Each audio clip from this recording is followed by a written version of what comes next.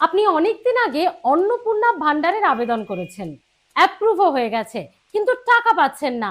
আপনার আত্মীয় স্বজন থেকে শুরু করে পরিবারের অন্য মেম্বার বা আশপাশের অনেকেই টাকা পেয়ে গেছেন আপনার সঙ্গে যারা ফর্ম ফিল আপ করেছিলেন, কিন্তু আপনি অন্নপূর্ণা যোজনার টাকা পাচ্ছেন না, ব্যাংকের টাকা ঢুকছেন না, তাই তো? এই সমস্যা আপনারও কি হচ্ছে? আপনার মতো হাজার হাজার লক্ষ লক্ষ মা বোন মহিলাদের হচ্ছে। আজকের ভিডিও তাদের জন্যই। এমন 9টি কারণ আছে, যার একটি কারণ আপনি যদি ভুল করে করে থাকেন, আপনার টাকা জীবনেও ঢুকবে না। সেই 9টি কারণ কি কি যাচাই করে দেখে নিন আপনি সেই ব্যক্তি ভুল করে বসে আছেন কিনা। 9টি ভুল বা কারণ যদি কি কি সেটা বলবো, এবং সেটা যদি আপনি করে থাকেন তাহলেই বা আপনার করণীয় কি সমস্যা সমাধানে, যাতে পরের মাসেই টাকাটা আপনার ঢোকে। করকরে 3,000 টাকা পেতে হলে 9টা পয়েন্ট ভালো করে গুরুত্বপূর্ণ, গুরুত্ব সহকারে এই পয়েন্টগুলো শুনতে হবে। কোনো একটি যদি করে থাকেন সেটা সংশোধনে কি করবেন সেটাও করতে হবে। আসুন আজকের ভিডিওতে সেগুলোই জানাবো। শুধু তাই নয়, প্রতিবন্ধী ভাতা, বার্ধক্য ভাতা বা বয়স্ক ভাতা এবং বিধবা ভাতা কবে থেকে পাবো দিদি? আমার অনেক ভিডিওতে এমন অনেক মা বোনেরা বা প্রতিবন্ধী বন্ধুরা তারা জানতে চেয়েছেন, সবটাই জানাবো। ইতিমধ্যেই সেই মাসও জানানো হয়েছে, সবটাই জানাবো, ভিডিওটা শেষ অবধি দেখুন। তো প্রথমেই অন্নপূর্ণা যোজনা ভেরিফিকেশন কমপ্লিট, অ্যাপ্রুভ, তবু টাকা পাচ্ছেন না, কারণগুলো শুনুন। প্রথম কারণটি হলো এনপিসিআই ম্যাপারের সমস্যা। এনপিসিআই ম্যাপারটা কি? ডিবিটির মাধ্যমে যে টাকা ঢুকবে সেটাই এনপিসিআই অ্যাকাউন্ট আপডেট থাকা জরুরি, তবেই ডিবিটি লিঙ্কে টাকাটা আপনার ঢুকবে। এইটাতে আপডেট করা নেই, সে কারণেই হয়তো আপনার টাকা ঢুকছে না। এটা আপনাকে কি করতে হবে এবার শুনুন। ব্যাংকে চলে যান কালকেই, আপনার সমস্ত আধার কার্ড, প্যান কার্ড, যা যা কার্ড আছে সঙ্গে নিয়ে ব্যাংকে পৌঁছে যান। গিয়ে বলুন এনপিসিআই ম্যাপিং স্ট্যাটাস জানবো, এনপিসিআই ম্যাপিং স্ট্যাটাস জানবো। জানতে চান, সেখানে দেখুন কি স্ট্যাটাস রয়েছে, প্রয়োজন পড়লে আপডেট করে নিন। বলুন যে এনপিসিআই ম্যাপিংটা বা ম্যাপারটা আমি আপডেট করাতে চাই, কি করব? আপনাকে নিশ্চয়ই সেই ব্যাংক থেকে জানানো হবে। আপনার যে টাকা ঢুকছে না, আপনি সেটা ব্যাংকে জানান যে আপনার অন্নপূর্ণা যোজনা ভেরিফাইড বা অ্যাপ্রুভ হয়ে যাওয়ার পরেও টাকা ঢুকছে না, ফলে তারা আপনাকে এই এনপিসিআইটা জানিয়ে দেবে। দ্বিতীয় নম্বর পয়েন্ট হলো ব্যাংক অ্যাকাউন্ট ডোরম্যান্ট বা ইনঅ্যাক্টিভ। আপনি ভাবছেন আপনার তো ডিবিটি লিঙ্ক করা আছে, আপনার তো ব্যাংক অ্যাকাউন্ট আছে, সবই ঠিক আছে, কিন্তু আপনি অনেক দিন কোনো ট্রানজ্যাকশনই করেননি, যার ফলে কি হয়েছে বলুন তো, আপনার ইনঅ্যাক্টিভ হয়ে গেছে ব্যাংক অ্যাকাউন্টটা, যেটা হয়তো আপনার কাছে মেসেজ আসেনি বা আপনি খেয়ালই করেননি। ওকে, আপনার কি করণীয়? কারণ এটা তো একটা গুরুত্বপূর্ণ পয়েন্ট। ডোরম্যান্ট ব্যাংক অ্যাকাউন্টে ডিবিটি লিঙ্ক থাকলেও টাকা ঢুকবে না, ফলে আপনাকে কালকেই ব্যাংকে যেতে হবে। 100, 200, 500 মিনিমাম যেটা জমা করা যায় ফর্ম ফিল আপ করে, সেটা ব্যাংকে দাঁড়িয়ে আপনি টাকাটা জমা দিয়ে আসুন। ন্যূনতম জিজ্ঞেস করুন কত টাকা জমা দেওয়া যাবে, 100, 200, 500 আপনার যেটা সাধ্যের মধ্যে পড়ে সেটা জমা দিয়ে ডিঅ্যাক্টিভ, সক্রিয় করুন ব্যাংক অ্যাকাউন্টকে। একবার দেখে নিন টাকাটা ঠিক মতো আপনার ঢুকলো কি না, এটা খুব গুরুত্বপূর্ণ পয়েন্ট। 3 নম্বর পয়েন্ট, কেওয়াইসি কমপ্লিট না থাকা। কালকেই ব্যাংকে চলে যান, হয়তো আপনি জানেনই না আপনার কেওয়াইসিতে কোথাও একটা প্রবলেম হয়েছে।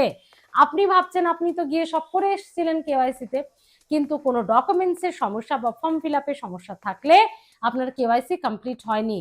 প্যান, আধার, মোবাইল নাম্বার, অ্যাড্রেস ভেরিফিকেশন, এই 4টে বিষয় নিয়ে আপনি কালকে ব্যাংকে গিয়ে কেওয়াইসি আপডেটটা চেক করে আসুন ঠিকঠাক হয়েছে কিনা। প্রয়োজন পড়লে যদি ফেলিওর হয়ে থাকে আরেকবার কেওয়াইসি আপডেট করুন। 4 নম্বর কারণ যাতে অন্নপূর্ণা যোজনার টাকা ঢুকছে না আপনার ব্যাংকে, ব্যাংকের আইএফএসসি কোড অনেক বড়, 12টার হয় সংখ্যা, নিউমেরিক, অ্যালফাবেট সব থাকে তাতে। হ্যাঁ, তো আইএফএসসি কোড বা অ্যাকাউন্ট নাম্বার অনেক বড় দুটো, এই দুটো অনেক বড় হওয়াতে কি হয় বলুন তো, লেখার সময় যারা অফলাইনে অনেক আগে ভরেছিলেন, লেখার সময় হয়তো এপাশ ওপাশ হয়ে গেছে, চোখে ধাঁধা লেগে যায় না অনেক বড় নাম্বার দেখে, তো অনলাইনে বসে একবার চেক করে দেখে নিন সব ফর্ম ফিল আপ আপনি ঠিকঠাক করেছিলেন তো। আইএফএসসি কোড বা যদি আপনি দেখেন ব্যাংক অ্যাকাউন্ট নাম্বারে ভুল আছে সেটা সংশোধন করতে হবে আপনাকে, না হলে জীবনেও টাকা পাবেন না। 5 নম্বর পয়েন্ট, পেমেন্ট ব্যাচ এখনো রিলিজ হয়নি। এই পেমেন্ট ব্যাচটা কি, এটা আপনার পক্ষের সমস্যা না, এটা সরকার পক্ষের প্রসেসের মধ্যে পড়ে, আপনার কিছু করণীয় নেই। এটা কি ব্যাপারটা, যে টিউশনের ব্যাচ হয় না, 50 জনকে নিয়ে একটা, 40 জনকে নিয়ে একটা, 10 জনকে নিয়ে একটা, এখানে তো লক্ষ লক্ষ মহিলার বিষয়, 2-500 অ্যাপ্রুভ হয়ে গেলেই হবে না। একটা টার্গেট আছে সরকারের যে এত লক্ষ অ্যাপ্রুভাল একসঙ্গে তারা ছাড়বে এই ধাপে, এত লক্ষ মহিলার অ্যাপ্রুভাল হলে তারা ছাড়বে এই ধাপে। তো সেই ধাপটা আপনার ক্ষেত্রে এখনো হয়তো ব্যাচটা ফুলফিল হয়নি, তো ফুলফিল হলেই আপনিও তার মধ্যে ঢুকে যাবেন এবং আপনি টাকা পেয়ে যাবেন। এখানে আপনার কি করণীয়, না এখানে ব্যাংকেও যেতে হবে না, কোথাও পঞ্চায়েত পুরসভাতেও যেতে হবে না, একটু আপনাকে অপেক্ষা করতে হবে নেক্সট মাস অবধি, নেক্সট ব্যাচ রিলিজ হওয়া অবধি। ফিল্ড ভেরিফিকেশন কমপ্লিট হয়নি, এটাও সরকার পক্ষের প্রসেসিং এর মধ্যে পড়ে। কিরকম, আপনার বাড়িতে হয়তো একজন লোক আসবে, হ্যাঁ একজন বা দুজন আসবেন, তারা স্থানীয় প্রশাসনের, কারণ বলছি তারা হয়তো কোনো তথ্যে আপনার খটকা লেগেছে, হয়তো কোনো তথ্যে আপনার ভুলচুক আছে বা কোনো তথ্যে আপনার গরমিল আছে, তারা সেটা সরেজমিনে হাজির হয়ে খতিয়ে দেখতে আসবে। এখানেও বলে রাখি অনেক ফেক কিন্তু হচ্ছে, খুব সাবধানে নিজের ডিটেলসটা দেবেন।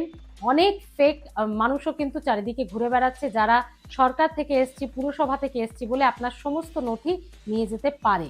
এখানেও খুব সাবধানে, খুব সতর্কভাবে নিজের সমস্ত নথিপত্র দেবেন, তাদের আই কার্ড দেখতে চাইবেন দরকার পড়লে। আচ্ছা, এরপর আসি 7 নম্বর পয়েন্টে। একই HOF, হেড অফ দ্য ফ্যামিলির আন্ডারে অনেক মহিলা, মা মেয়ে, বৌমা শাশুড়ি, 3-4 বোন, তো একই অ্যাড্রেস বা একই পরিবার থেকে যদি একই HOF এর আন্ডারে অনেক মহিলা অ্যাপ্লাই করে থাকেন, তাদেরও আসতে সময় লাগবে, ভেরিফিকেশন কমপ্লিট হতে সময় লাগবে।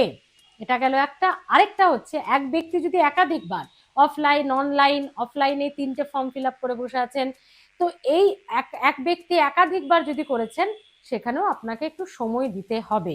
তো এই দুটোই সময়ের বিষয়, আপনার কিছু করার নেই, অপেক্ষা করুন। এবার আসি ব্যাংকের প্রসেসিং এর ক্ষেত্রে, এটা সরকার প্রসেসিং, ব্যাংকের প্রসেসিং।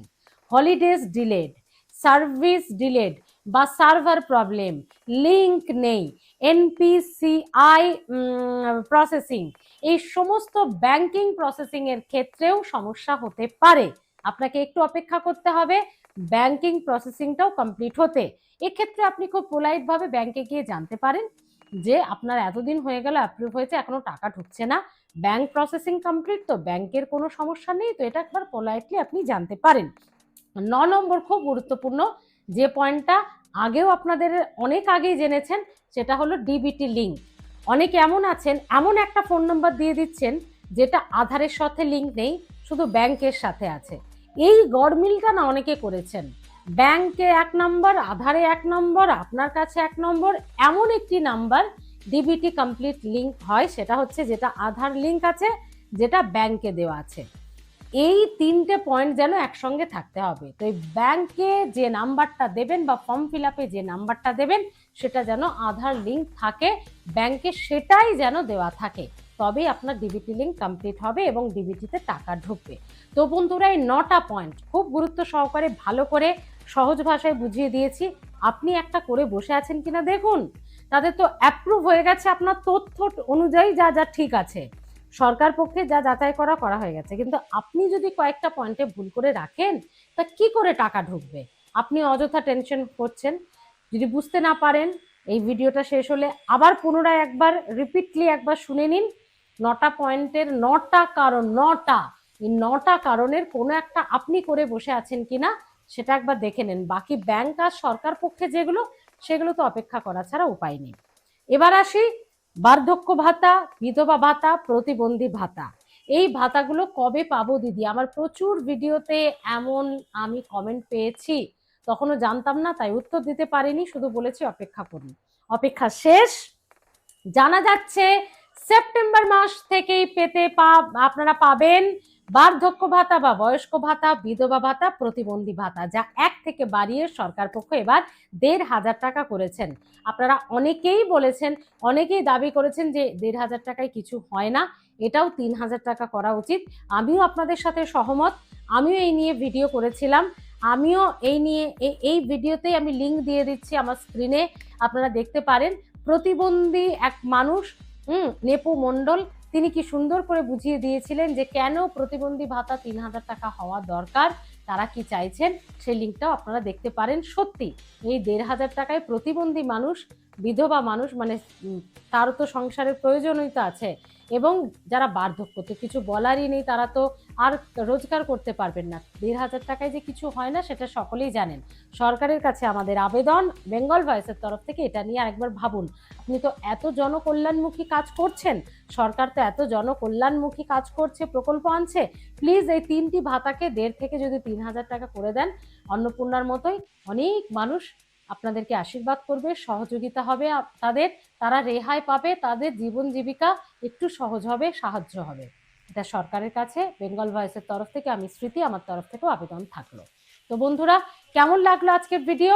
অনেক মানুষ দুশ্চিন্তা মুক্ত হবে আপনার ভিডিও দেখে, তাই প্লিজ একটু শেয়ার করে দিন আপনার ফেসবুকে এই লিঙ্কটা, আপনার হোয়াটসঅ্যাপে এই লিঙ্কটা একটু শেয়ার করে দিন, যাতে আপনার পরিচিত আত্মীয় বন্ধু যারা রয়েছেন তারা সকলে দুশ্চিন্তা মুক্ত হন, অযথা টেনশন থেকে মুক্ত হন। দেখতে থাকুন বেঙ্গল ভয়েস।